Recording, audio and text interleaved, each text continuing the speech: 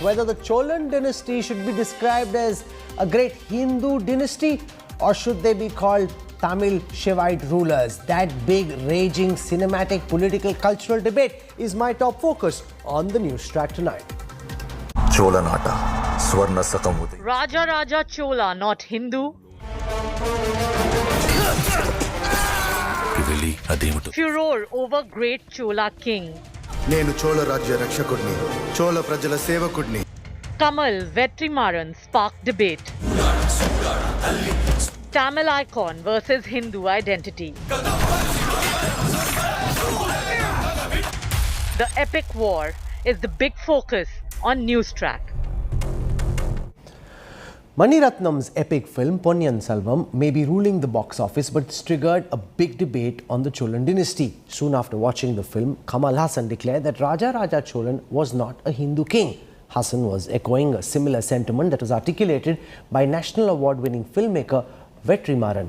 Is the identity of a Tamil icon being hijacked by a Hindutva project, or is Kamal Haasan raising a specious argument? அரசகுலத்தில் ஒருவரை அந்த விண்மீன் பலிகொள்ளும் என்றனர் சோதிடர்கள். பகை நாட்டை சூழ்ந்தது, கடல் கொந்தளித்தது, வஞ்சம் அரண்மனை புகுந்தது. Just days after the release of Mani Ratnam's epic Ponniyin Selvan 1, a mega showdown has erupted over the mighty Chola dynasty, King Raja Cholan. நான் சோழ நாட்டின் காவலன், சோழ மக்களின் வேலைக்காரன். The king is a central figure in the recently released Ponniyin Selvan 1. Noted Tamil filmmaker Vetrimaran and veteran actor Kamal Haasan have claimed that the 9th century Chola monarch is not a Hindu king and that he is being saffronized. Hindu மதங்கிற பேர் ராஜராஜ சோழன் காலத்தில் கிடையாது. 8ஆம் நூற்றாண்டில் ஆதிசங்கரங்கிறவர் ஷண்மத ஸ்தாபனம்னு பண்றாரு. இதெல்லாம் சரித்திரம். அந்த சரித்திரத்தை இங்கே சொல்லக்கூடாது. ஏன்னா இது சரித்திர புனைவை பற்றி புகழ்ந்து கொண்டிருக்கிறவங்க. இப்போ நம்ம சரித்திரத்தை புனைய வேண்டாம், திரிக்கவும் வேண்டாம். ரொம்ப சீக்கிரம் நிறைய அடையாளங்கள் தொடர்ந்து அடையாளங்களை நம்ம கிட்ட இருந்து எடுத்துக்கிட்டு இருக்காங்க. வள்ளுவருக்கு காவி உடை கொடுக்கறதா இருக்கட்டும், ராஜராஜ சோழன் ஒரு இந்து அரசன் ஆகிறதா இருக்கட்டும், இப்படி தொடர்ந்து நடந்துகிட்டு இருக்கு. இது சினிமாவிலும் நடக்கும். சினிமாவிலும் நிறைய அடையாளங்களை எடுக்கிறாங்க. இந்த அடையாளங்களை நாம காப்பாத்திக்கணும். The DMK, the ruling party in Tamil Nadu, echoed similar sentiments. There are two different religions at that time. Vaishnavism and Saivism were two different religions. Each hated the other religion. We can see what had happened in the case of Hiranyan and his son. That is one avatar of Vishnu. Narasimha Avataram. Why Narasimha Avataram? To kill Hiranyan, who is a Saivite. So we can't call him a Hindu king? Yes, he is a Saivite king and he built only Saiva temples. The BJP, meanwhile, is gunning for Kamal Haasan and Vetrimaran for what it called de-Hinduizing the Tamil community. The latest to join the debate is Telangana Governor Tamilisai Soundarajan, who claims there's a concerted effort to eclipse Hindu identities of towering figures. பேரே வெற்றிமாறன்னு வச்சிருக்காரு. ராஜராஜ சோழன் கட்டின 2 search 2 mask எங்கெங்க இருக்குன்னு சொல்லிட்டா போதும். என்னை சிவபாதசேகரன் என்று அழைத்து கொண்ட மாமன்னன் ராஜராஜ சோழன். அவர் ஹிந்து இல்லையா? Raja Chola the first built one of the largest Hindu temples in India, the Brihadishwar temple in Thanjavur. Ponniyin Selvan 1 is based on the novel by Kalki Krishnamurti, a fictionalized account weaved around historical events of Chola crown prince Aditya Karikalan and the rise of his younger brother Raja Cholan to the throne. Bureau Report, India Today.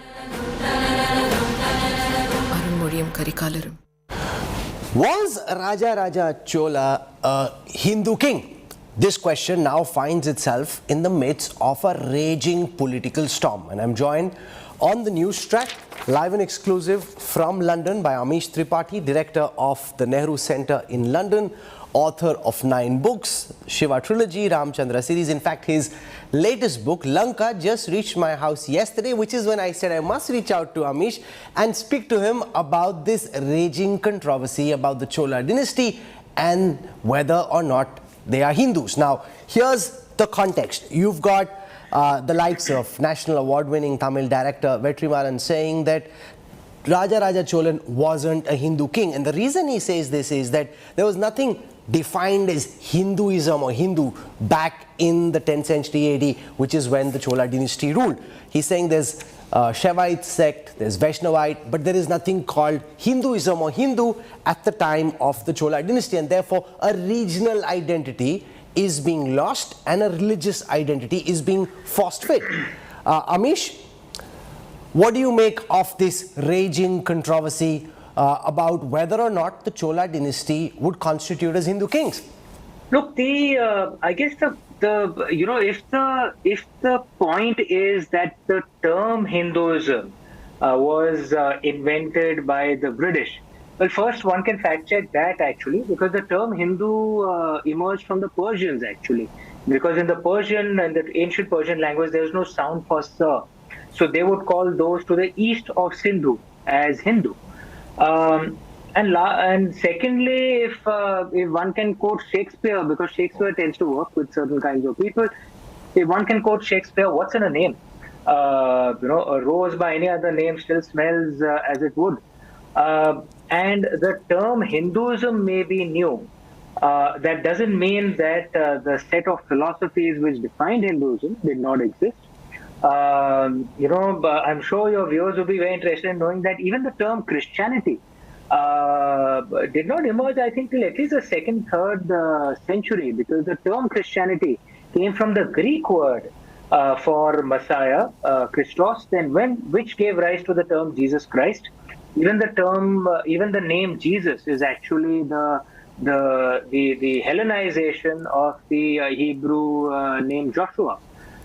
So if you say that the name Christianity emerged, some 200 years after Jesus Christ, then can you say that Christianity didn't exist? That Saint Peter and Saint Paul weren't Christian? That would not be a logical argument, right? I mean, the Christian religion was called, the Christians were called Nazarenes in those days. So just the fact that the name itself didn't exist does not mean that the body of philosophies did not exist. And lastly, I would like to say, that the Cholas were very proud Shaivites. They built among the greatest temples for Lord Shiva. There are enough records of them having worshipped at Chidambaramji. And I'm a Shaivite, and I would be a little surprised if someone told me that I, as a Shaivite, am not a Hindu. I would honestly be a little surprised. No, but here's the crux of the argument. The allegation that Thiruvallur is being saffronized, the fact that you've got at that time concepts of Vainavam, Shivam, Samanam, now being put over a Hindu identity, that a regional identity is being lost. The argument is that present them as the greatest South Indian dynasty rather than as a Hindu dynasty, because that's not how a lot of people would like to remember or see the Chola dynasty. One of the beauties of the Indian way is that we don't say that there is only one truth. And that if you don't follow that one truth, everyone else is false and they will burn in hell for eternity. You can have multiple identities. My father's family is from UP. So technically you can call me a UPite. My mother's family is from MP. Technically you can call me an MPite. I was born in Mumbai. I live in Mumbai. So you can call me a Maharashtrian. I've studied in Tamil Nadu. I read Ponniyin Selvan before it was fashionable to do so. I'm outside of Tamil Nadu because I had studied in Tamil Nadu. So I'd heard of it at that time. And I read the books in those times. You can call me someone who loves Tamil culture as well. And I can still speak some Tamil, by the way. So the beauty of the Indian way is you can have multiple identities. I can be an Indian, I can be a Hindu, I can be a Maharashtrian, I can be a UPite, I can No, be but the so many counter things to at the that same is, time. which again is a controversy raging in the context of the trailer of the film Adipurush, where you've got Saif Ali Khan depicted a certain way as Ravan. People don't like the way Ravan is depicted, they don't like the way Hanuman is depicted. So if religion can indeed be interpreted in different ways, as you're suggesting, then that's a bit of a specious argument, because you've got one serial that people grew up seeing, so they see or imagine Ravan or Hanuman a certain way, and now they're trying to superimpose that vision of Ravan and Hanuman onto Adipurush. There are multiple interpretations. A. B. Just because a name didn't exist doesn't mean that the body of philosophies which comprise Dharma didn't exist earlier. And C. That in our Indian way, because we have comfort with multiple truths, you can have multiple identities. And there's absolutely nothing wrong with it. I mean, let me give an example of Rajendra Chola.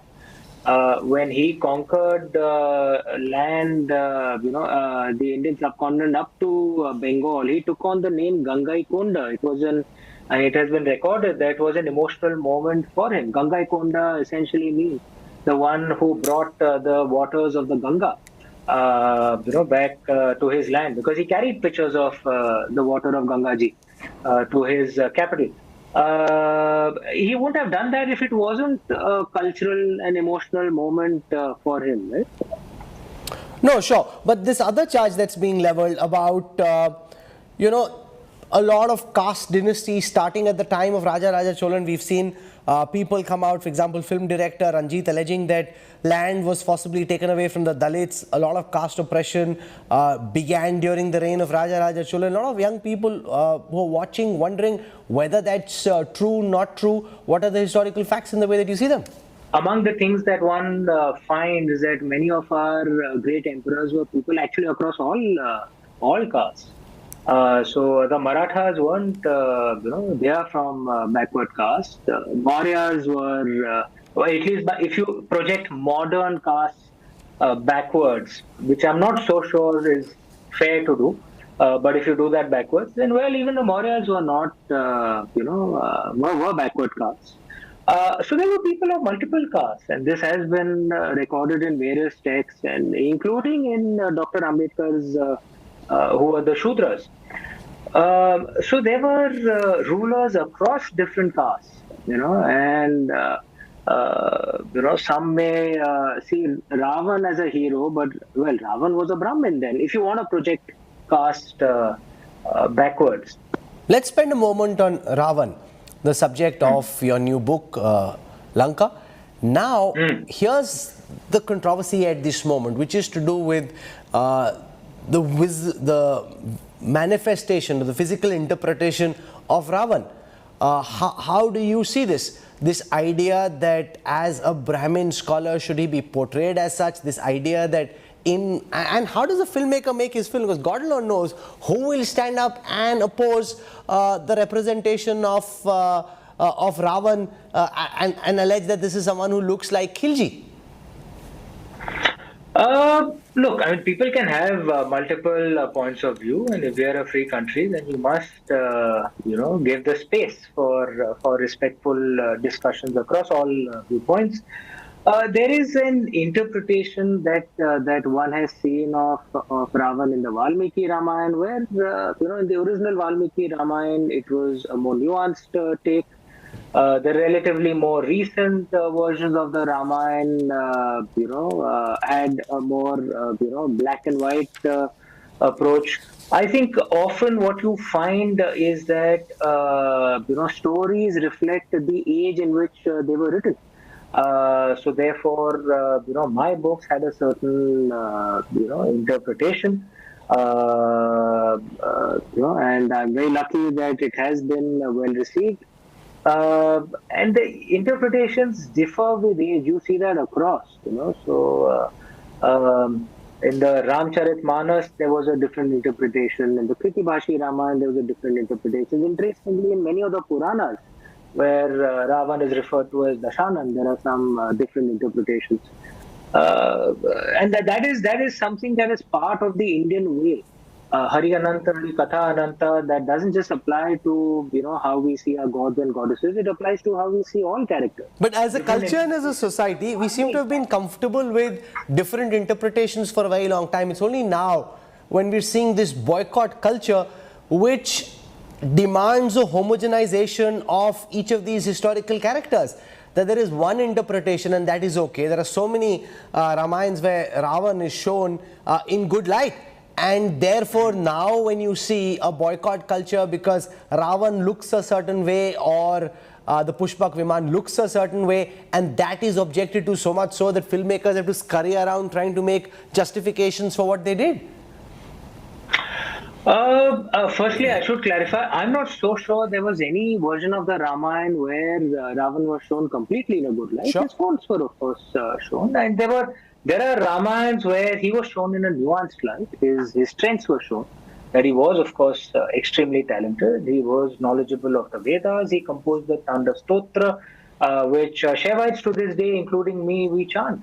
And it was a hymn composed by Ravan. But his bad points, or rather his weaknesses, were also shown. That he had no control over his ego, he had no control over his anger.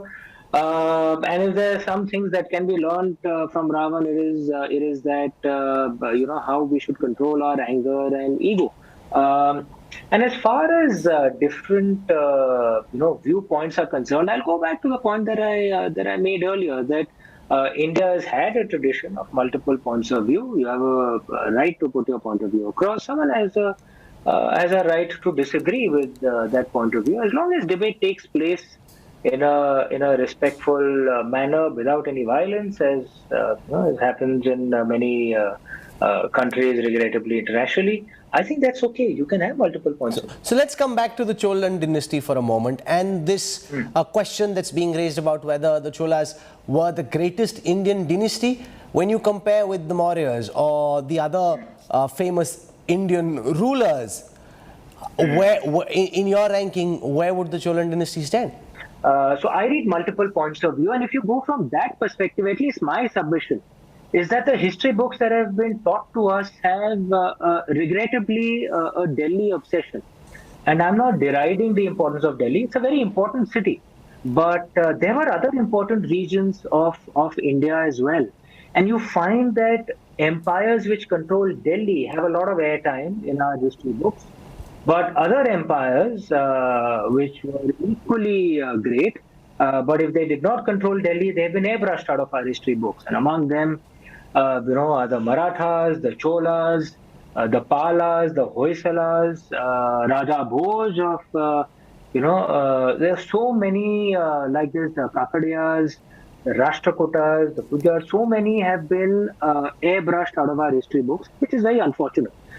Someone like, the Mughal Empire is a massive empire that obviously has to be covered in our history books. But should the Lodhis get more airtime than the Cholas? The Lodhis were glorified zamindars, frankly.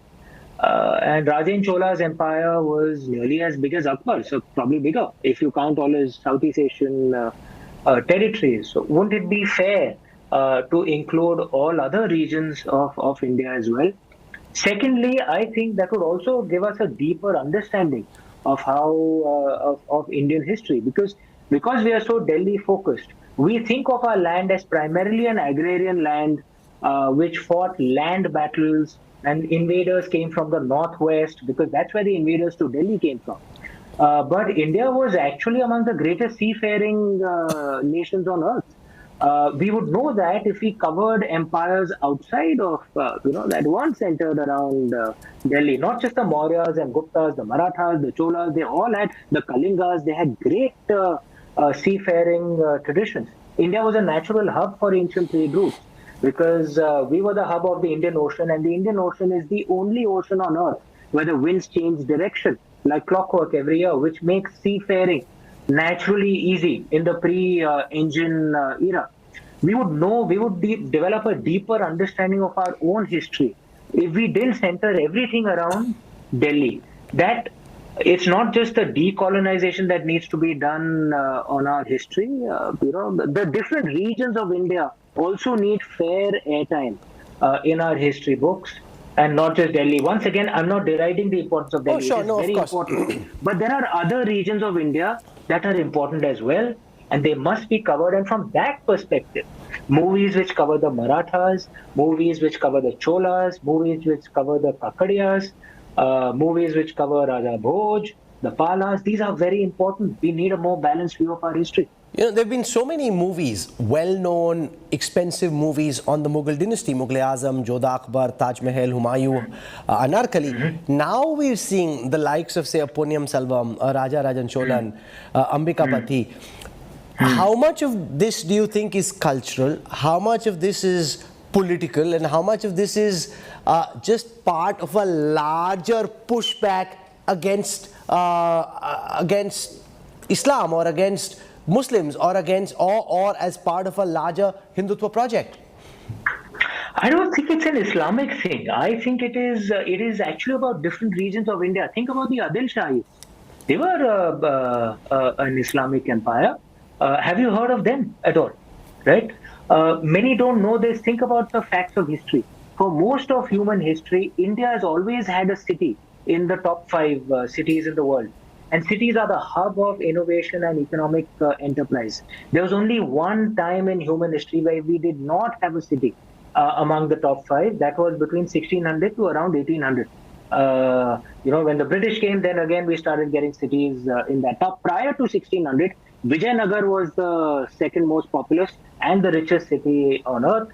When Vijayanagar was sacked, guess which city was among the top 5 Indian city, which was the richest? It was Bijapur. Right, which was an Adil Shahi city. Do you read about that in our history books? So I would submit that actually it's not about a Hindu-Muslim thing. It's our establishment historians, regrettably till now, have been obsessed with Delhi and have ignored other parts of India, which has led to a skewed understanding of our history. My submission is, let the balance come in, and it's good that this balance is coming in. It's a good pushback. It's a good pushback against a very Delhi-centric... Again, I will repeat once again, I'm not anti-Delhi. It is a very important region. But there are other parts of India as well. We must cover them as well. And it will lead to a deeper understanding of what India truly is. Yeah, sure. And I watched Ponniyam Selvam over the weekend. It was a fascinating watch. And it is true that it sheds light on aspects of our history which you don't spend as much time growing up reading about. And I think at least for the next generation, they will then have the opportunity to consume India's history in all its glory. I would encourage all of you, all your viewers to read Ponniyam Selvam. It's a series of books. I discovered it because I studied in Tamil Nadu in the 1980s. And so I discovered it out there and I read the translation of it. It is a classic. And how many of us had read of it? I mean, outside of Maharashtra, because I'm in Maharashtra, I respect Chhatrapati Shivaji as one of the greatest Indian emperors. But how is he portrayed in history books outside of Maharashtra? It's so sad that someone like Chhatrapati Shivaji is referred to as a mountain rat in our history books, when actually he's one of the greatest Indian emperors ever. How many Indians know that in the modern age, the emperor who banned slavery for the first time, or the leader, was not Abraham Lincoln, it was actually Chhatrapati Shivaji. How many of us know this? And should these things be taught in our history books? All I'm asking for is some balance. And if it's not happening in our history books, if movie makers or authors are bringing about this balance, I would suggest it's a good thing. And more power to them. Let there be different interpretations and versions and different shades of history that come out. Let's not try and homogenize all of our text as one idea of what, say, a Ravan should look like or Hanuman should look like. Let there be different interpretations as there have been in our culture, in our society, in our history from time immemorial. You have a packed calendar, so I won't hold you back any longer. I wish you all the best for your new book and I look forward to reading it over the weekend. Amish Tripathi for joining us. Thank you very much. Pleasure. Bye. Bye-bye. Thank you.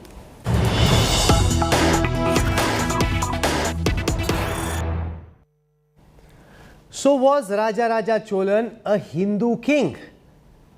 Well, he certainly wasn't Christian or Islamic, but can he be called a Hindu king? Or is a religious identity being foisted over a regional identity? Joining us on this broadcast, Mauli Jayaraman, member of the Makkal Nidhi Mayam. They're the ones who are opposing the idea, the projection of the Cholan dynasty as a Hindu dynasty.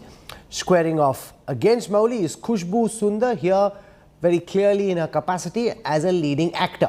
So I want to go across first to Mowgli Jayaraman to lay out the case for why you believe that the Cholas should not be presented as a Hindu dynasty. Given the fact that they are Shivites, given the fact that they build grand temples, they almost certainly can't be called Christians or Muslim rulers, and the fact that the term Christianity came about 200 years after the death of Christ, and yet he was very clearly the founder of Christianity, even though it didn't exist as a concept at the time. So does that by itself not negate your argument? Okay. The first thing is, one thing I would like to correct in your statement is that we oppose Rajaraja Cholan as a Hindu. It's not about that. What Dr. Kamala Hassan sir said is very clear. He just stated the fact in the history. The verbatim was that during Rajaraja Cholan's time, there is no word called Hindu existed. That's the truth, right? That's a fact. That's a history. We are not questioning. We are not talking about what is it called now. Is it right to call all the subsets to be Hindu or not? That is not the part of the argument. That was never said across, and he never opposed saying that Rajaraja Cholan should not be a Hindu, should be a Muslim, should be a Christian. It's not about that. He just stated a fact. Do you agree that by history, during the Chola time, the word Hindu didn't exist? But during the time of Christ, the word Christianity didn't exist. Yes, I'm not denying that. So what? But it's the same logic. Am I saying that Christianity doesn't exist today? I don't say that. I'm not saying that Hinduism doesn't exist today as well. We are not saying that. We just stated the fact that during Chola time, the word Hindu didn't exist. That time, all the religion were called Saivism, Vaishnavism, Samanas, and all that.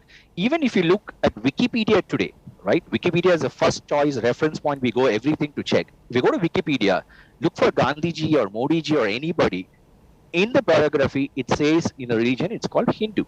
Whereas if you go to Rajaraja Cholan in Wikipedia, you can find the religion as Saivism. Yeah. At that point but surely you're not citing Wikipedia. Wikipedia can be edited by anyone in the public.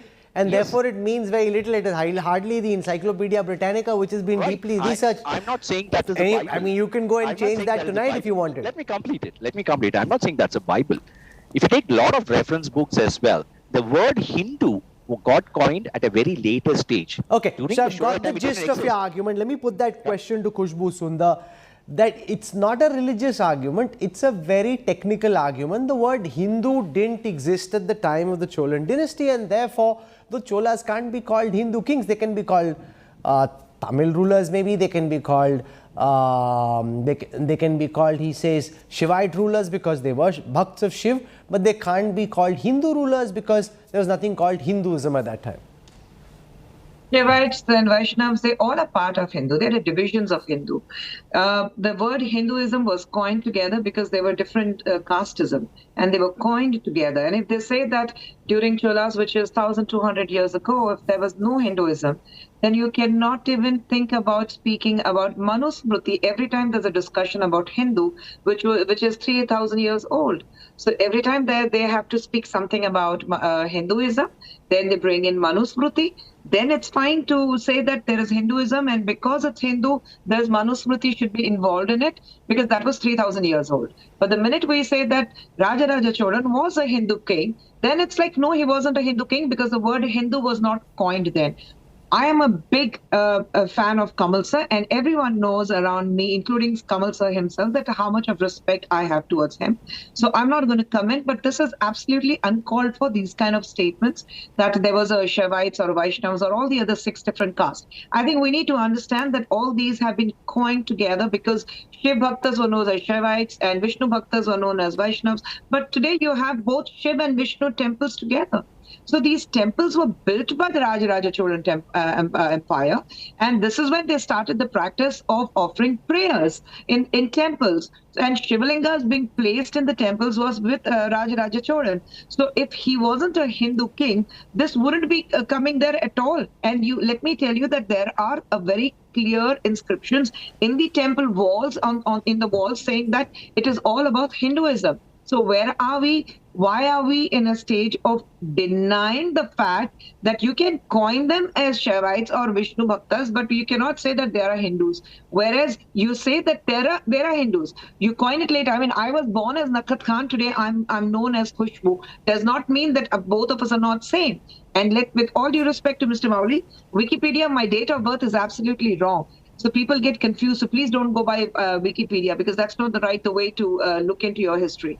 That's the most specious argument I've heard, because Wikipedia, you can literally go and say anything at all that you want. So that's a very, very weak argument. But the broader idea is that whether it's Shaivism, whether it's Vaishnavites, it's part of the larger idea of Hinduism or the Hindutva way of life, which is the point that is made constantly by those who propound the Hindu cause.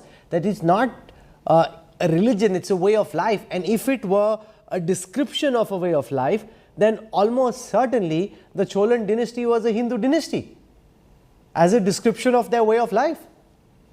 You cannot deny that, Rahul. It is definitely the entire, when you look at, when you read history, when you read about Rajaraja Chola, whatever we have learned in history about them, it's all about Hinduism.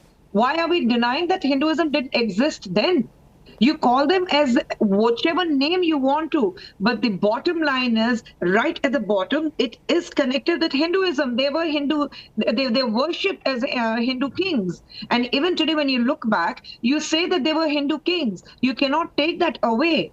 Anybody who says, I'm a Shivan Bhakt or a Vishnu Bhakt, it is. So what if people don't live here, if they live in America? I mean, you cannot take it away that they're Indians, or you even say Indian origin, people who live out of country. And you say Indian origin, so that you cannot take that away from them. It's the same way Rajaraja Cholan, he is a Hindu king. You cannot take it, whether he is a Vaishnavite or he is a Shivan Bhakt, it does not matter. The bottom line is, there was, you coin it, you like it, you don't like it. It comes along with Hindus, and it comes along as saying that he was a Hindu king who believed in Hindu, who believed in Lord Shiva, he called himself as Shivan Pada Sevagan. That is the person who actually, is right at the soul of Shivan. That is what he loved to call himself. It was a self-proclaimed name for him. And nobody can deny that. So is Shivan, if he was a Shaivite, so Shivan is not part of Hinduism?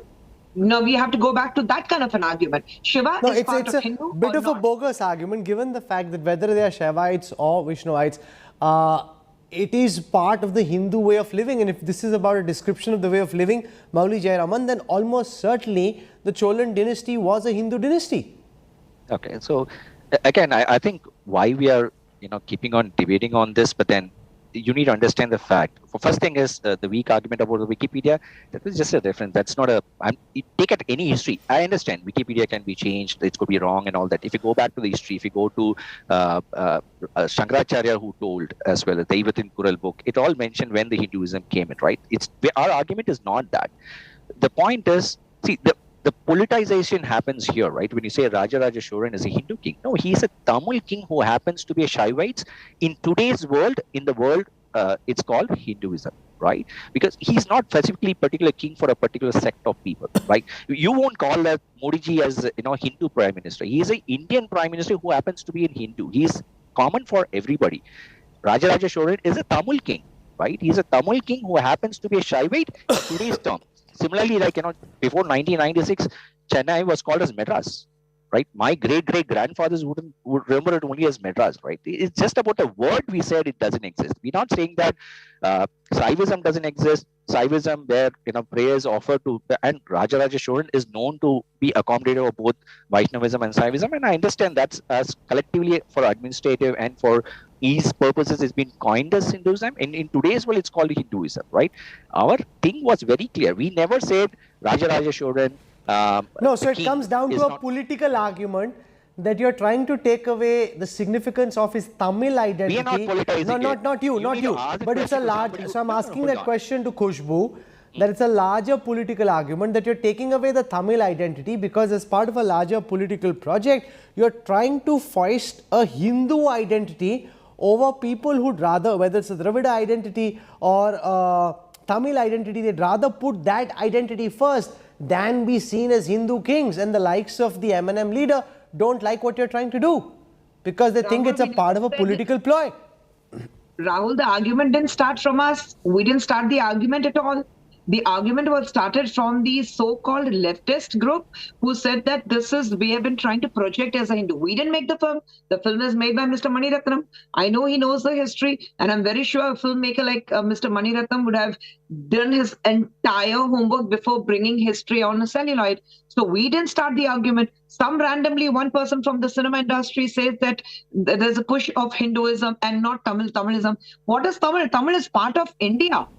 And you cannot take that away that Tamil are Indians. Everything comes next. So the same way when you talk about Hindus, Rajaraja Cholan is part of Hindu dynasty. And you cannot take that away. How you call him, whether you call him a Shaivite or you call him as anything else, doesn't make a difference. Okay. You cannot take away the fact that his dynasty was a Hindu dynasty. Period. As simple as that. We didn't start the argument at all. So you've heard two points of view. I don't want to judge one way or the other. We didn't start the argument as well. It was not a leftist movement. We are not leftist. We are centrist. M&M is a centrist party. We are not a leftist. We are not a rightist. First thing. It was not a political press meet as well. It was a cinematic press meet. It's for the cinema. And the word was told in terms of what the history is. Yes, Mani Ratnam has done his homework. Director Mani Ratnam has done his homework. We have studied the history as well. If you go and study the novel itself, it tells that Shaivism, Raja Cholan belongs to the Shaivism time period. That's what we told in the movie as well. So you've heard both sides. I leave it to our viewers to decide whether they want to think of the Cholan dynasty as a Hindu dynasty, as a Tamil Shaivite dynasty. You decide where you stand on this side, on which side of this cinematic debate, partly political and cultural and historical as well. Khushbu Sundar, Mauli Jayaraman for joining me on the Newstrack. Thank you very much. Coming up on the other side, AAP minister caught on camera taking an anti-Hindu oath during a mass religious conversion event in the capital. BJP guns for Arvind Kejriwal.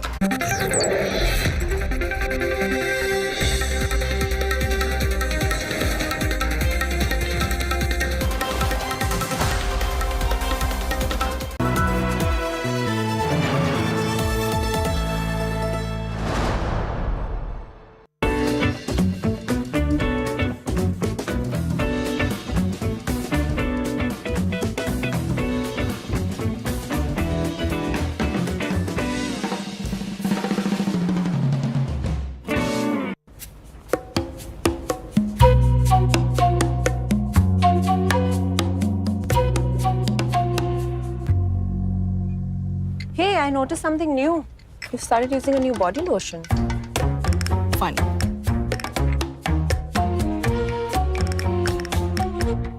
So sorry for the delay. I was on another call. It just kept going on. No, Papa. You were in a steam bath. Steam bath? At home? To do steam bath he takes. Go to your homework.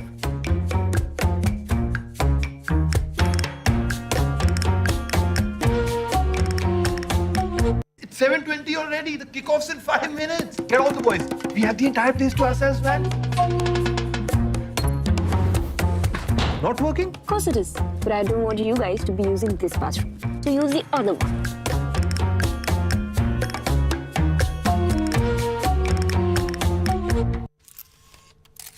Kerala's public health. All political parties traveling from different parts. Armed with facts, Looking at political black. she takes the news by its horns. Do you think the future of these students are not hampered? Fierce, bold, and direct, setting the tone for the biggest stories from every corner and every angle. Expect nothing but the unfiltered truth. News first, niceties later. Watch me, Nabila Jamal, on India Today.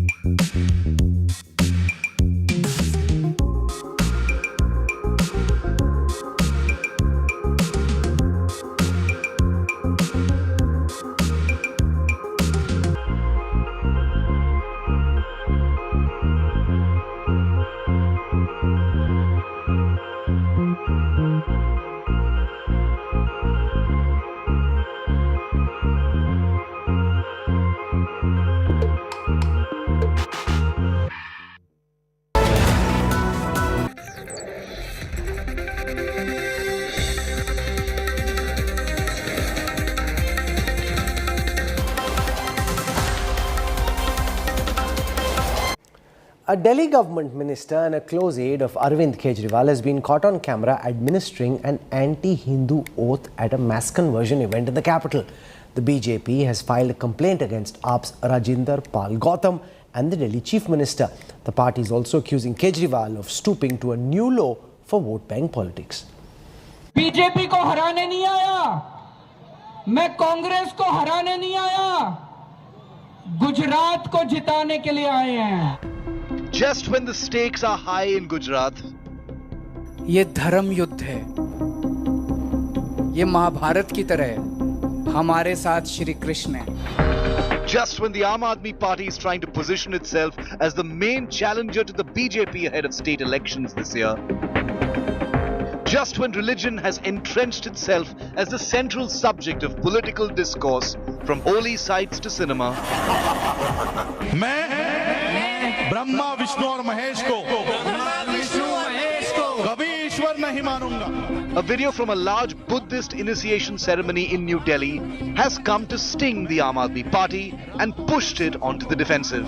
मैं गौरी गणपति आदि हिंदू धर्म के किसी भी देवी देवताओं को नहीं मानूंगा और ना ही उनकी पूजा करूंगा.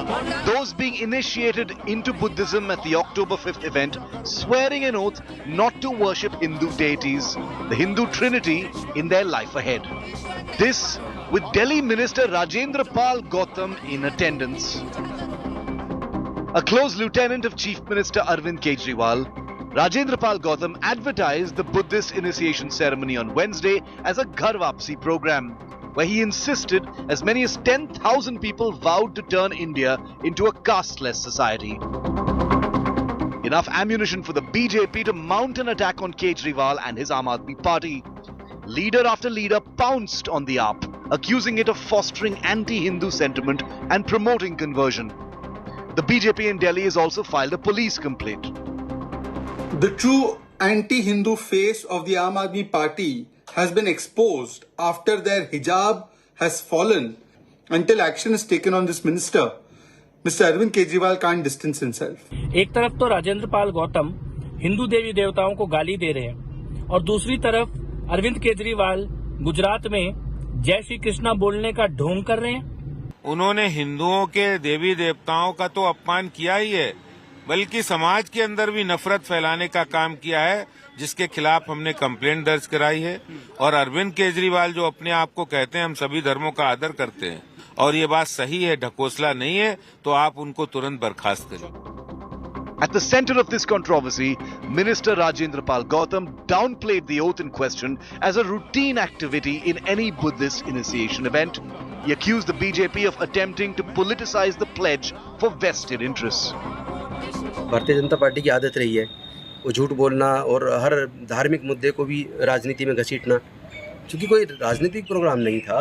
भारतीय बौद्ध महासभा जो डॉक्टर बाबा साहेब अम्बेडकर जी ने बनाई, हर साल दीक्षा का आयोजन होता है. वो जो भी आरोप लगा रहे एकदम झूठे हैं, एकदम झूठे. But the timing of the Buddhist oath with an Aam Aadmi Party minister in attendance is not favorable for the Aam Aadmi Party that seeks to barge in to the BJP's fort of Gujarat.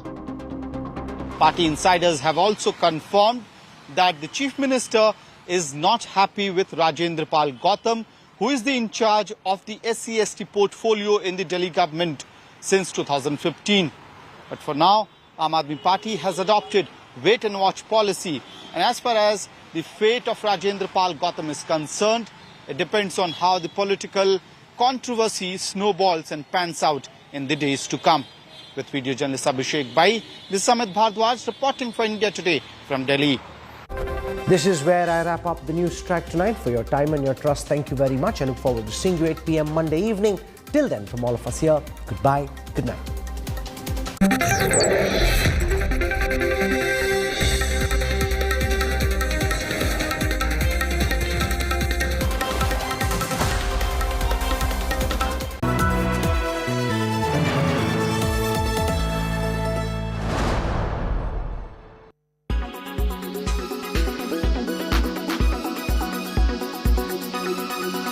PCOS, PCOD and endometriosis. These are some very common health problems that women face, and these are much talked about. Yes, these are problems associated with women. But each of these problems have different symptoms and are very, very different from each other. PCOS is polycystic ovary syndrome. PCOD is polycystic ovarian disease. Often these are used interchangeably. However, PCOD is used to depict milder forms of delayed ovulation and hormonal imbalance. PCOS is used to refer to severe hormone imbalance and metabolic disturbances.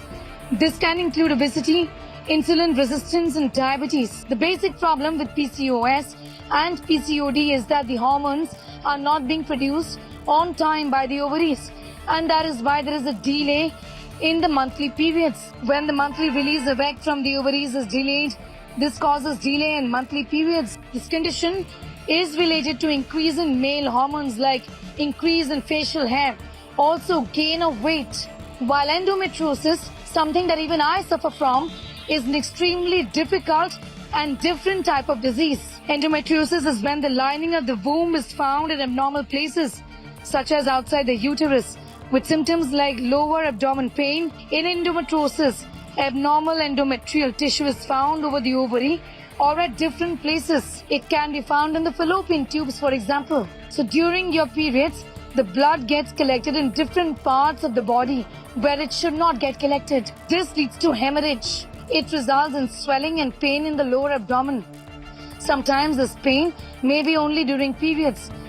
In many patients, it can be long-lasting and chronic, even when you're not on your period. So what are the symptoms really to look out in PCOS, PCOD and endometriosis? There are several celebrities who have spoken about their concerns with PCOS, PCOD and endometriosis. Katrina Kaif and Selena Jaitley, for example, have spoken about their struggles with endometriosis. Masava Gupta has spoken about her problems with PCOD. Victoria Beckham too has had her struggles with PCOS. The treatment is till menopause. It requires suppression of the disease till menopause because the disease has a very high chance of recurrence even if a surgery is done. So the medical treatment is commonly in the form of progesterone hormone, which can be pills, which can be implants, which can be injections and intrauterine devices. PCOS in fact affects 1 in every 10 women. Improvement in dietary habits, including exercise in your daily routine, is extremely important, is what doctors say. While the condition is often managed with medication, these are simple things that you can do in your own life to improve your health. Work out, also consume the right kind of food, and also watch out for period pain that may go out of hand.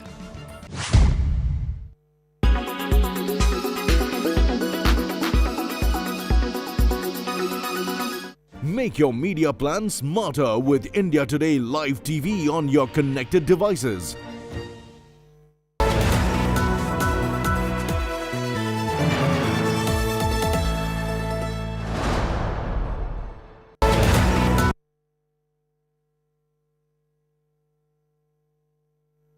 Justice, liberty, equality, the pillars that built India.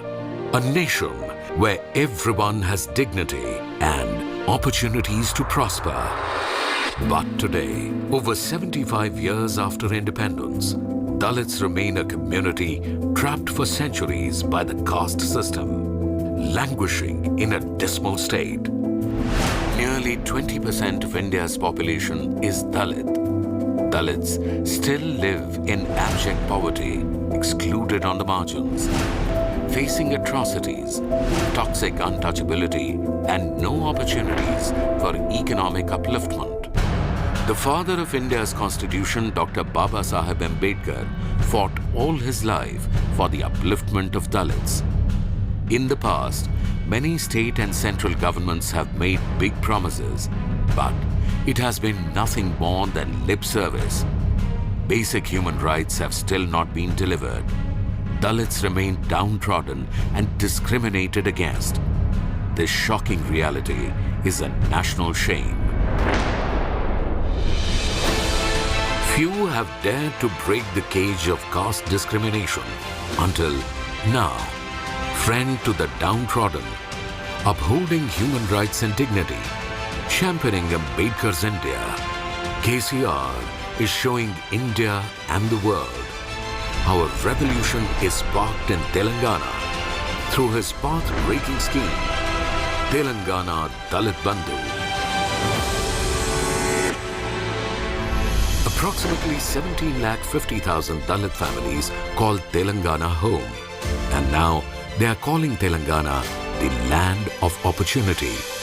Thanks to Dalit Bandhu, launched in 2021 by the TRS government, a world-first scheme which will give each Dalit family an astounding financial boost of 10 lakh rupees. There are many more schemes along with this which are under implementation all over the state. But Dalit Bandhu is a specially designed program for the upliftment of the Dalit community. It has an unprecedented objective to uplift 17,50,000 Dalit households with a one-time capital grant of 10 lakh rupees per household, 100% subsidy with zero repayment, delivered via direct-to-beneficiary transfer, with a dedicated Dalit Bandhu scheme help desk and monitoring committee at village, mandal, district and state level, and a 10% reservation for Dalits in profit-generating schemes, government contracts and licenses. In addition to this, Telangana has another visionary program for Dalit students, residential schools and colleges, and Ambedkar Overseas Vidya Nidhi, a 20 lakh rupees overseas scholarship, giving them the most powerful tool for success, education. Huzurabad, 2021. The Telangana Dalit Bandhu pilot was launched. Telangana's Dalit Bandhu is a path-breaking scheme that places absolute trust in the beneficiary. Each household has complete freedom and flexibility to decide its business and how to grow their dreams. నేను వచ్చేసి pharmacy చదివాను sir. దాని తర్వాత as a ఫార్మసిస్ట్గా చాలా ప్లేస్లో చేశాను sir. ఎప్పుడైతే మన తెలంగాణ గవర్నమెంట్ ఈ దళిత బంధు పెట్టిందో అప్పుడు ఇంకా నాకు ఎప్పటి నుంచో నా ఓన్గా బిజినెస్ పెట్టుకున్నామని నాకు అంతకుముందే ఉండేది సార్. మన టీఆర్ఎస్ గవర్నమెంట్ దళిత బంధు స్కీమ్ ఒకటి పెట్టి నా ఓన్గా నేను సెటిల్ కావడానికి ఒక ఆపర్చునిటీ క్రియేట్ చేసింది sir. Households were identified as beneficiaries and the direct benefit transfer of 10 lakh rupees was made. Each family unit was free to decide how they wished to invest this 100% subsidy. It could be a single or multiple businesses. Multiple beneficiaries could pool their resources to build a bigger business. It could be in any sector of their choice. The sky was the limit. In no time, the stories of transformation began rolling in. These are just a small fraction of the 40,000 success stories that Telangana has empowered through the Dalit Bandhu scheme. In just 1 year, it has smashed records for any Dalit upliftment scheme in the country. Till date, the Dalit Bandhu scheme has been implemented in all 119 assembly constituencies in Telangana. Beneficiaries have achieved prosperity for their families. They have also created opportunity for their community by providing employment and revenue. The resounding success of the Dalit Bandhu scheme has energized the TRS government to accelerate its efforts. From 40,000 beneficiaries with an outlay of 4,441.8 crore rupees, now Telangana government has raised the Dalit Bandhu budget to reach about 2 lakh beneficiaries with an outlay of 17,700 crore rupees, making this the world's largest direct benefit scheme. దళిత బంధు వచ్చిన తర్వాత ఈ 10 లక్షలు అనేది మామూలుగా అందరికీ opportunity రాదు. ఇది పూర్తిగా గవర్నమెంట్ వాళ్ళు మాకు 10 లక్షలు ఇచ్చేసి మీ ఇష్టం ఉన్న వ్యాపారాన్ని పెట్టుకో అని చెప్పేసి అనడం వల్ల మాకు ఇంత ఆర్థిక పురోగతి కలిగింది. అదే కాకుండా మేము ఇంతకుముందు ఒక దగ్గర వర్కర్గా పనిచేసిన వాళ్ళం ఇప్పుడు ఓనర్గా ఉండగలుగుతున్నాం.